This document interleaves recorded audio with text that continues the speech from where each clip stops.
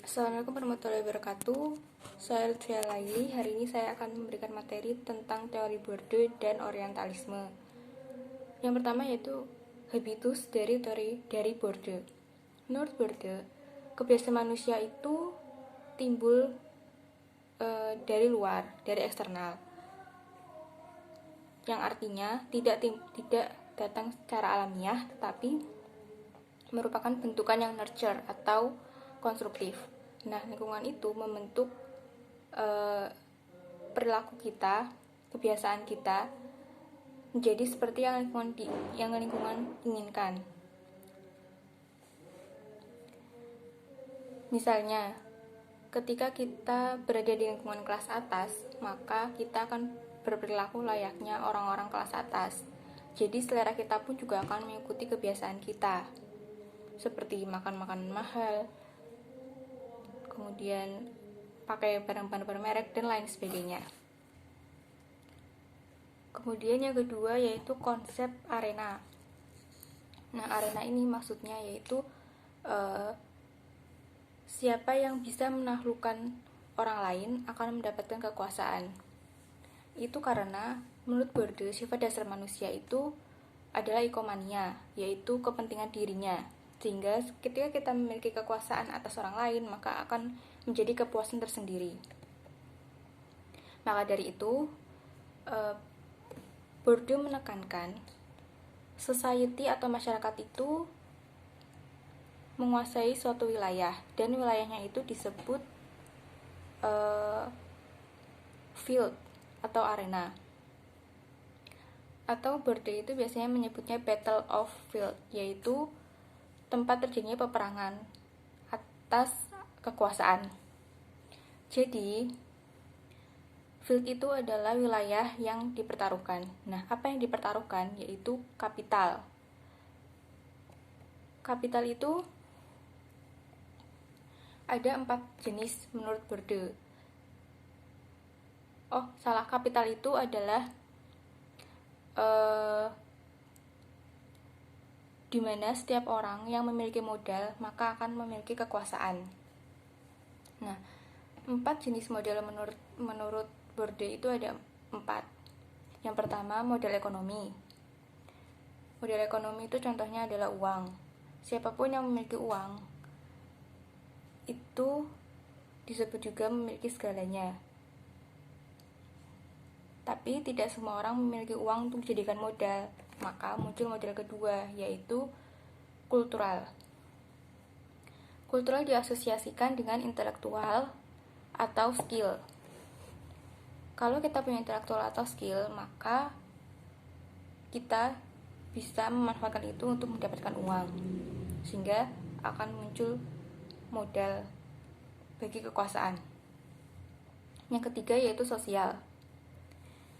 Ketika tidak semua orang memiliki skill dan kekayaan, maka muncullah modal relasi sosial dengan orang-orang yang memiliki modal. Maka akan terjadi nepotisme dan memberikan kita pekerjaan, sehingga kita bisa memiliki modal untuk kekuasaan tersebut. Nah, yang keempat yaitu modal simbolik. Ketika kita tidak memiliki ketiganya, maka yang terakhir itu adalah modal simbolik, yaitu bentuk modal yang berupa simbol. Maksudnya apa? Jadi ketika kita memiliki ijazah, kita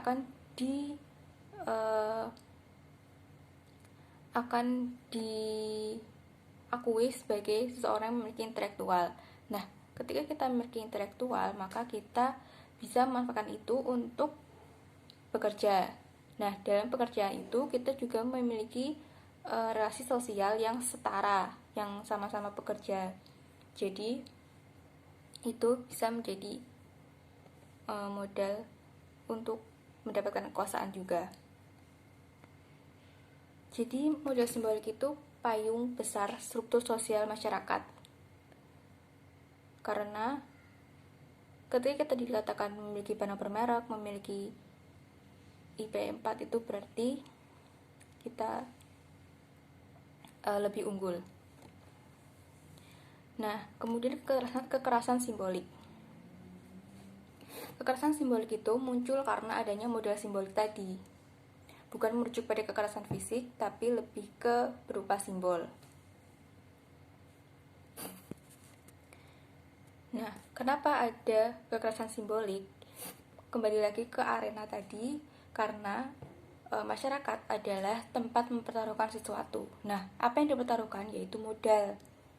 Misalnya, orang-orang yang story WA-nya itu berisi makanan dan minuman yang mahal-mahal. Nah, itu menjadi kekerasan simbolik bagi orang-orang yang setiap hari hanya makan pecel, rames, seperti itu. Ketika kita memiliki modal simbol, maka kita akan dengan bangga memamerkan apa yang kita punya.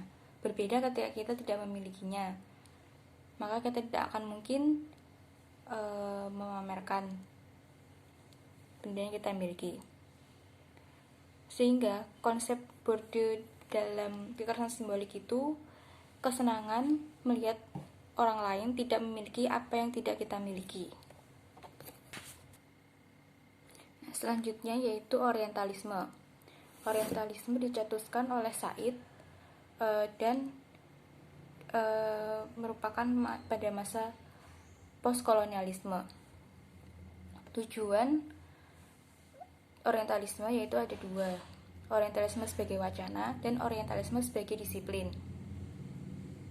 Orientalisme sebagai wacana yaitu usaha untuk membentuk citra diri oleh kolonial, sedangkan orientalisme sebagai disiplin yaitu bagaimana orientalisme itu menjadi praktik politis dalam membentuk citra diri kolonial tersebut.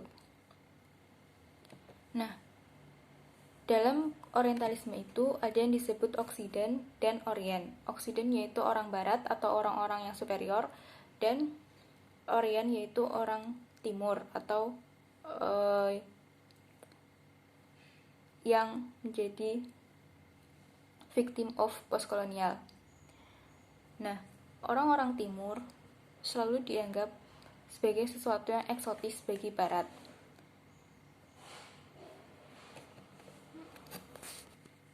Selain itu, barat juga menerapkan praktik kuasa terhadap Orient. Barat selalu mempraktikkan kekuasaannya juga untuk membentuk dan memproduksi budaya di timur.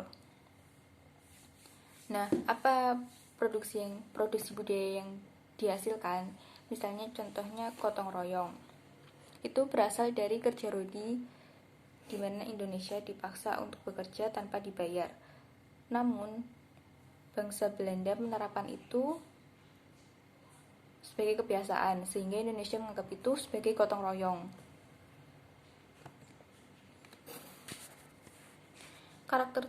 Karakteristik Orient bagi Oksiden yaitu orang Timur dianggap sangat tidak irasional, juga sangat primitif dan tidak berkembang. Orang Timur juga dianggap percaya hal-hal magis, juga seseorang yang agamis. Orang Barat itu menganggap Orient itu sebagai objek pengetahuan, sehingga Barat itu dikatakan subjek. Jadi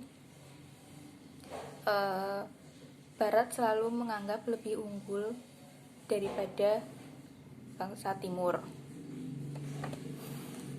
Hubungan antara Oksiden dan Orient yaitu kekuasaan, dominasi, variety of degrees of a complex hegemony. Contohnya saat menerapkan politik etis, bangsa Oksiden itu memegang para tokoh-tokoh besar Indonesia. Kemudian melakukan adanya Asia Baru, yaitu bekerja tanpa dibayar. Nah, dalam orientalisme itu juga diterapkan praktik hegemoni. Hegemoni itu apa? Yaitu kekuasaan yang dianggap sesuatu yang wajar. Jadi, Ini sebabnya kenapa bangsa Barat itu dengan leluasa menguasai Orient. Karena praktik-praktik kolonialisme itu dianggap wajar dan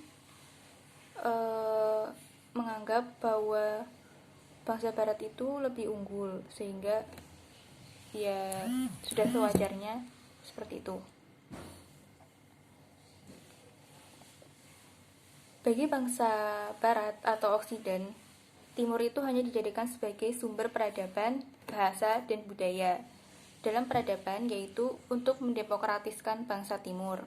Dalam budaya, menerapkan budaya Barat di Indonesia seperti individualistik, kemudian perumahan juga yang seperti di Barat, rumahnya sama semua.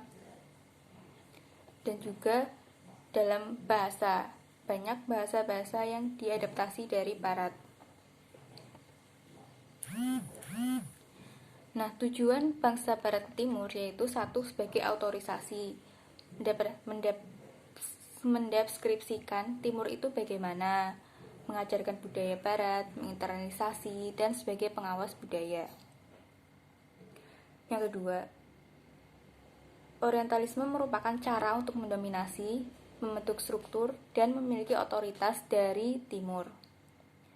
Orientalisme itu dibentuk oleh Oksiden agar bangsa Barat itu dianggap lebih unggul. Karena kalau tidak ada bangsa Timur, maka Oksiden tidak akan dianggap lebih unggul, hanya setara saja. Sekian dari saya. Terima kasih. Wassalamualaikum warahmatullahi wabarakatuh.